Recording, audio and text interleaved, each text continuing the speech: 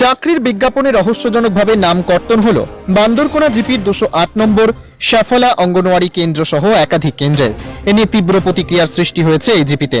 এমনকি করিমগঞ্জ জেলা অঙ্গনওয়াড়ি ইউনিয়নের সভাপতি মানুয়ার শাস্তির দাবিও জানিয়েছেন জিপির প্রাক্তন পঞ্চায়েত প্রতিনিধি সহ এলাকার জনগণ।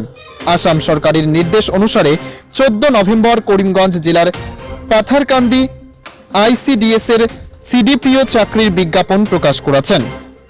এতে বান্দরকোনা জিপির মাত্র একটি কেন্দ্রে হেল্পার পদের উল্লেখ করা হয়, অথচ জিপির 208 নম্বর সাফালা অঙ্গনওয়াড়ি কেন্দ্রের ওয়ার্কার পদ দীর্ঘদিন ধরে শূন্য রয়েছে।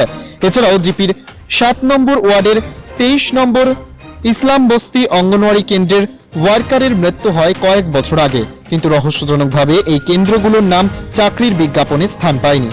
এ নিয়ে আজ বান্দরকোনা জিপির 8 নম্বর ওয়ার্ডের প্রাক্তন মেম্বার আব্দুল জলিল, সমাজসেবী শাহাবুদ্দিন সহ এলাকার জনগণ একত্রিত হয়ে ক্ষোভ প্রকাশ করেন।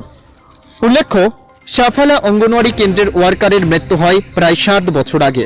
এরপর এই কেন্দ্রের দেখাশোনার অতিরিক্ত দায়িত্ব পান 15 নম্বর ইরালিগুল অঙ্গনওয়াড়ি কেন্দ্রের ওয়ার্কার মানোয়ারা।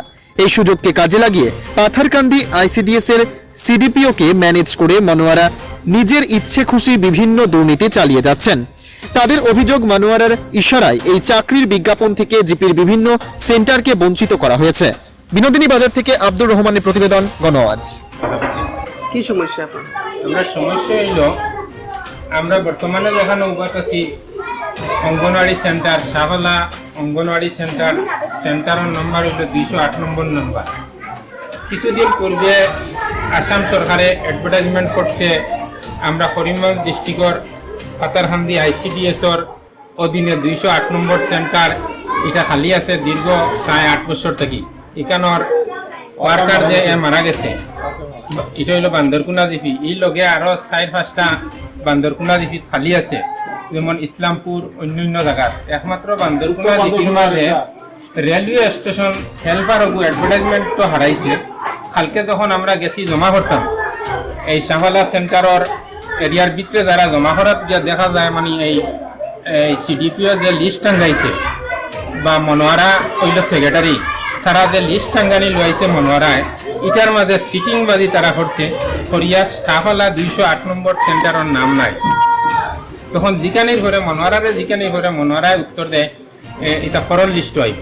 সরকারের দীর্ঘ অত বছর পরে অ্যাডভার্টাইজমেন্ট করছে, 8 বছর পরে আবার কিতা আরো 1 মাস পরে অ্যাডভার্টাইজমেন্ট করবো নি, গতিকে তারা সিটিং বাজি করেন।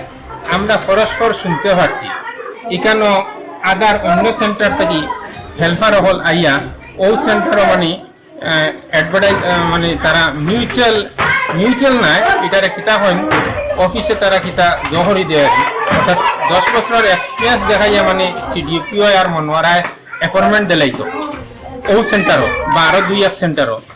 তারা গোপন একটা টাকার লেনদেন করে লইছে, যার কারণে বিশেষ করে এই দুর্বল পিছপড়া এই এলাকার প্রার্থী যারা এরা বঞ্চিত হয়ে যার এই অ্যাপয়েন্টমেন্ট হওয়া থেকে।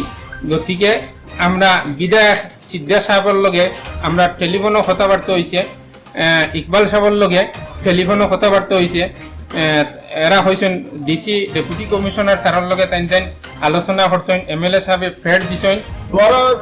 বিষয় নিয়ে আমার খুব অভিজ্ঞতা আছে, কারণ আমি ফার্স্টে এই সেন্টারের প্রেসিডেন্ট আসলাম, এরপরে যে ওয়ার্ড মেম্বার হিসাবে আমার পদাধিকার বলে আমি প্রেসিডেন্ট আসলাম। ওই সময় ওয়ার্কার মারা গেছে, ওয়ার্কার মারা যাওয়ার পরে আবার সারা গাঁয়ে মিলিয়া ওই এলাকার মানুষে মিলিয়া আমার পরিবারকে আবার প্রেসিডেন্ট বানানো হয়েছে।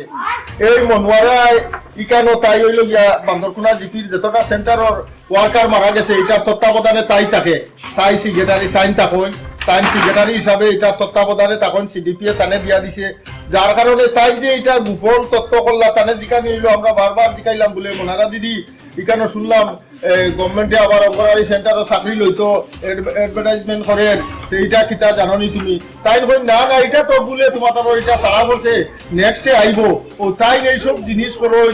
কারণ কিতা কার লাগি বুকিং করলা বা কারার লাগি যদি বুকিং করিয়া তখন জানি না, কিন্তু মাতে বোঝা যায় এই সেন্টারটা যেহেতু অ্যাডভার্টাইজমেন্ট তো আইছে না, বোঝা যায় এই জিনিসটা তাই কিতা বুকিং কো আসেন যার লাগি হোক। ও যে আরেকটা কথা আমার